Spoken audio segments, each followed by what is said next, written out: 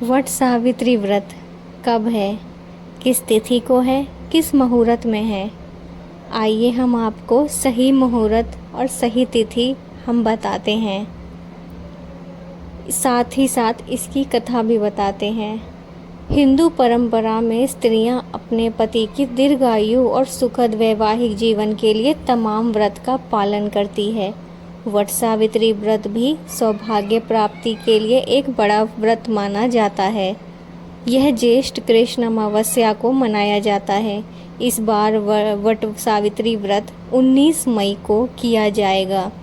इसके साथ सत्यवान सावित्री की कथा जुड़ी है, जिसमें सावित्री ने अपनी चतुराई से यमराज को मात देकर सत्यवान के प्राण बचाए थे।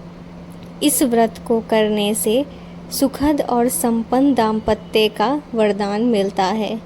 वट वृक्ष में ब्रह्मा, विष्णु, महेश त्रिदेवों का वास होता है।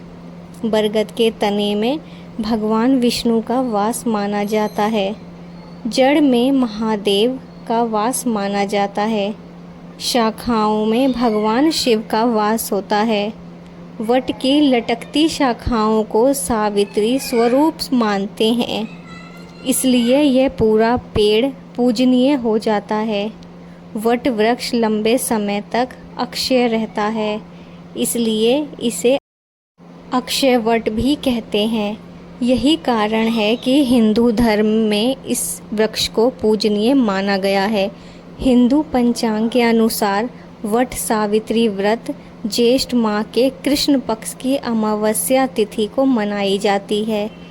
इस बार अमावस्या तिथि की शुरुआत 18 मई को रात 9:42 पर होगी और इसका समापन 19 मई को रात 9:22 पर होगा। उदया तिथि के चलते वट सावित्री का व्रत 19 मई को रखा जाएगा।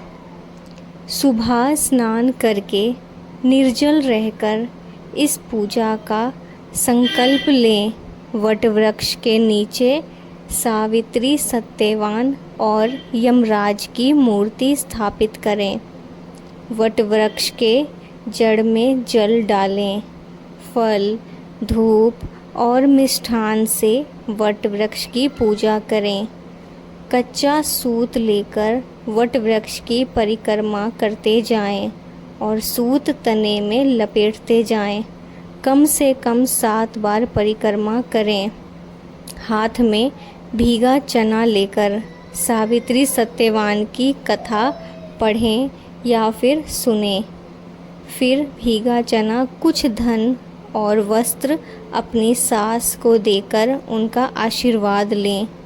मद्र देश में अक्षपति नाम के धर्मात्मा राजा राज्य करते थे। उनकी संतान नहीं थी, लेकिन कुछ समय बाद उन्हें एक कन्या की प्राप्ति हुई। इस तेजस्वी पुत्री का नाम सावित्री पड़ा। विवाह योग्य होने पर सावित्री का सत्यवान के साथ विवाह कर दिया गया। विवाह के बाद पता चला कि सत्यवान की अल्पायु है और 1 साल बाद ही उसकी मृत्यु हो जाएगी।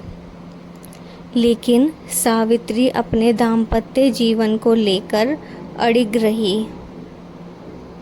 दोस्तों, हम सुना रहे हैं आपको ये कहानी। कृपया करके हमारे वीडियोस को लाइक करें और चैनल को सब्सक्राइब करें जिन्होंने अभी तक नहीं किया है। अब हम सुनाते हैं आगे की कहानी। नारद जी ने मृत्यु का जो दिन बताया था, उसी दिन सावित्री सत्यवान के साथ वन को चली गई। वन में सत्यवान जैसे ही पेड़ पर चढ़ने लगा, उसके सिर में असहनीय पीड़ा होने लगी। वह सावित्री की गोद में अपना सिर रखकर लेट गया। थोड़ी देर बाद सावित्री ने देखा कि अनेक दूतों के साथ हाथ में पाश लिए यमराज खड़े हैं।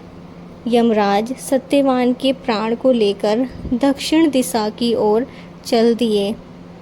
सावित्री को पीछे आते देख यमराज ने कहा, हे पति प्रणय, जहाँ तक मनुष्य साथ दे सकता है तुमने अपने पति का साथ दे दिया, अब तुम लौट जाओ। मगर सावित्री ने कहा, जहाँ तक मेरे पति जाएंगे वहाँ तक मैं अवश्य जाऊंगी, चाहे कुछ भी हो जाए। सावित्री की पति भक्ति व निष्ठा देखकर यमराज पिघल गए और उन्होंने सावित्री को एक वर मांगने के लिए कहा। तब सावित्री ने यमराज से एक वर मांगा, मैं सत्यवान के पुत्रों की माँ बनना चाहती हूँ, कृपया कर आप मुझे यह वरदान दें। सावित्री से प्रसन्न होकर यमराज ने उन्हें वरदान दे दिया। यमराज ने जैसे ही सावित्री को वरदान देने के बाद यमराज फिर से सत्यवान को लेकर जाने लगे, तो सावित्री ने कहा कि मेरे पति के बिना पुत्रों का वरदान भला कैसे संभव है। सावित्री की यह चतुराई देख यमराज प्रसन्न हो गए और उन्होंने उसके प्राण मुक्त कर दिए और वहाँ से अदृश्य हो गए। दोस्तों, ये थी हमारी आज की कहानी और इस कहानी में हमने आपको वट सावित्री की मुहूर्त और तिथि सब बता दी। दोस्तों, और कहानियाँ सुनने के लिए हमारे चैनल को लाइक करें और वीडियोस को आगे तक पहुँचाएं और चैनल को सब्सक्राइब करें। हम और अच्छी अच्छी कहानियाँ आपके लिए लेकर आते रहेंगे।